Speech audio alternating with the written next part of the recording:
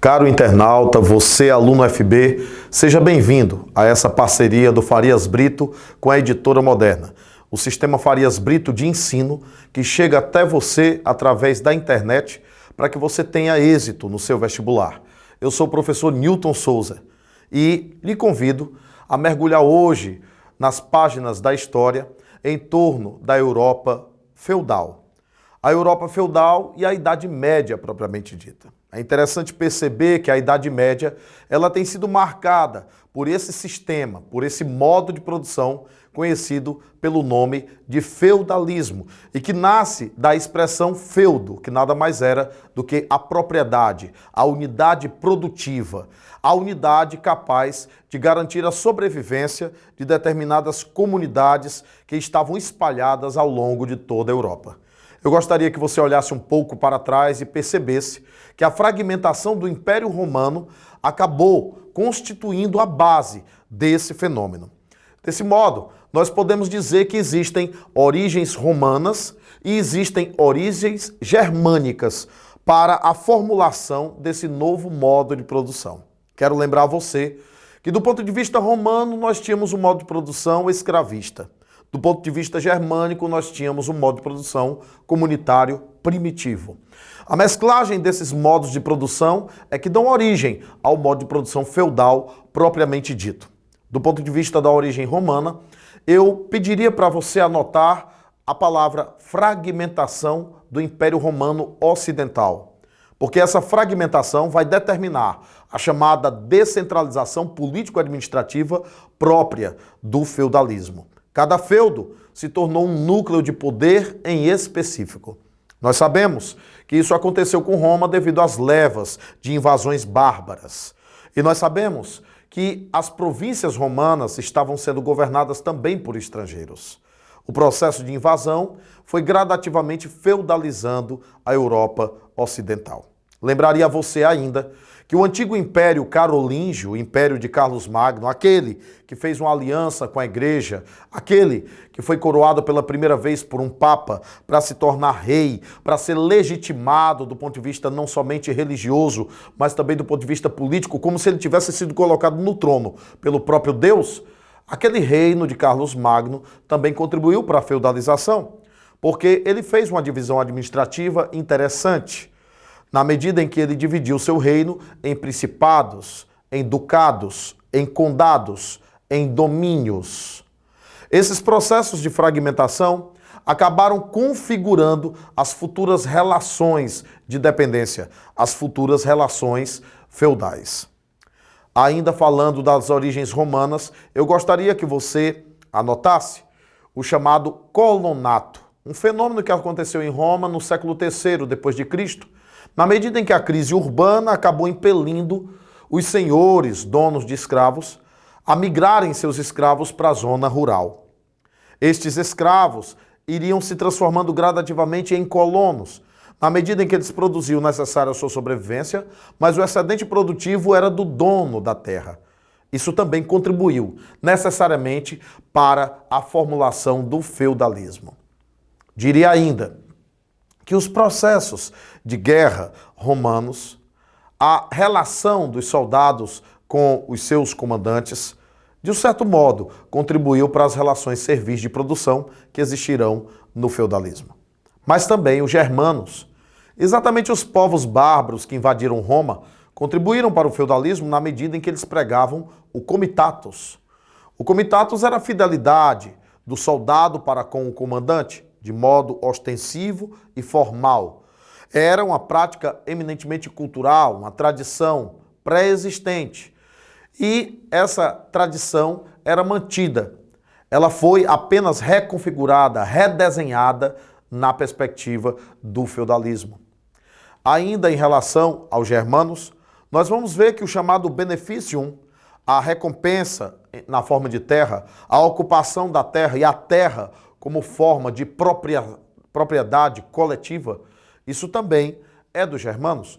O direito consuetudinário, que é próprio do feudalismo, foi captado dos germanos na medida em que a palavra deixou de ser eminentemente escrita e a palavra sozinha passava a representar o verdadeiro documento feudal, sobretudo quando esta palavra era declinada diante de um sacerdote, representante de Deus, o que se depreendia que você estava prometendo algo, firmando algo diante da própria divindade. A sociedade que se constituiu dentro da perspectiva feudal é a sociedade estamental, uma sociedade dividida em estamentos. Na primeira escala, o clero, na segunda, a nobreza, na terceira, os servos. Entre essas faixas, entre esses estratos ou entre esses estamentos, não há passagem, não há mobilidade. Uma sociedade estamental que se desenvolve dentro da Idade Medieval, uma mentalidade medieval, uma cultura medieval, do ponto de vista econômico, do ponto de vista social e político, que se desenvolve do século V até o século X. Mas é no século X e, sobretudo, no século XI que o feudalismo chega ao seu ápice, à sua plenitude de configuração propriamente dita. Se você observar o sistema feudal, ele tem características essenciais. É muito importante que você se aproprie dessas características porque elas já foram objeto do vestibular inúmeras vezes. Por exemplo, uma economia amonetária. O que isso quer dizer? Quer dizer que é uma economia que não necessita da moeda como instrumento de troca. Uma economia amonetária porque a moeda é a produção. E a produção, no máximo, produz o escambo, um feudo trocar produtos com outro feudo vizinho. Mas não passava disso. As moedas muitas vezes eram derretidas nas mãos dos artesãos e metalúrgicos que moravam nas periferias dos próprios feudos. Mas ela não tinha uma aplicação eminentemente monetária no sentido do valor específico da moeda. É uma economia de subsistência, com uma produção para autoconsumo. Por isso que muitos autores dizem que o feudalismo tendia ou tinha a tendência a um processo de autossuficiência. Alguns mais ousados chegou a dizer que o feudalismo era verdadeiramente uma economia autossuficiente. Essa economia gira em torno da terra, do feudo, através de laços de servidão coletiva. Os servos são os camponeses, os senhores, os donos das propriedades. Os camponeses se associam aos donos para sobreviverem. Os donos precisam dos camponeses para haver produção. A produção é toda destinada ao senhor, que redistribui para esses servos. Há laços de sucerania e vassalagem. O sucerano é um nobre. O vassalo também é um nobre. Porém, o sucerano é um nobre que tem terra. O vassalo é um nobre que pode não ter terra. O sucerano, ele é um duque. O vassalo pode ser o conde desse duque. O sucerano é um conde. O vassalo pode ser o dominus desse conde, dentro dos processos de fragmentação territorial. Portanto, há uma relação de dependência. Muitas vezes, o sucerano oferece a terra, a produção, a hospedagem geral para que o indivíduo tenha segurança. Mas o indivíduo, que é vassalo, muitas vezes um cavaleiro medieval, pode oferecer serviços militares a esse seu senhor, compor o seu exército particular, o seu exército individual, digamos assim, o seu exército feudal. Dentro dessa premissa meramente econômica, política descentralizada, porque há um Estado no feudalismo, mas esse Estado é descentralizado, isso também já foi objeto de prova, é importante perceber o papel da Igreja Católica. Porque a Igreja, ela tem uma autoridade sobre as mentalidades. A Europa, desde que Roma entrou em decadência, se estilhaçou e o cristianismo se espalhou assustadoramente, convertendo inclusive os povos bárbaros. A Igreja Católica teve muita habilidade, chegou a fazer muitas concessões e até um certo sincretismo religioso para poder amealhar, abrigar, integrar os povos bárbaros mais diversos, os reinos bárbaros e os próprios monarcas bárbaros que assimilaram o cristianismo como religião. Portanto, o papel da Igreja Católica na Idade Medieval é elaborar, é produzir a ideologia medieval propriamente dita. Um homem medieval temente a Deus. Um homem medieval que em tudo vê a Deus.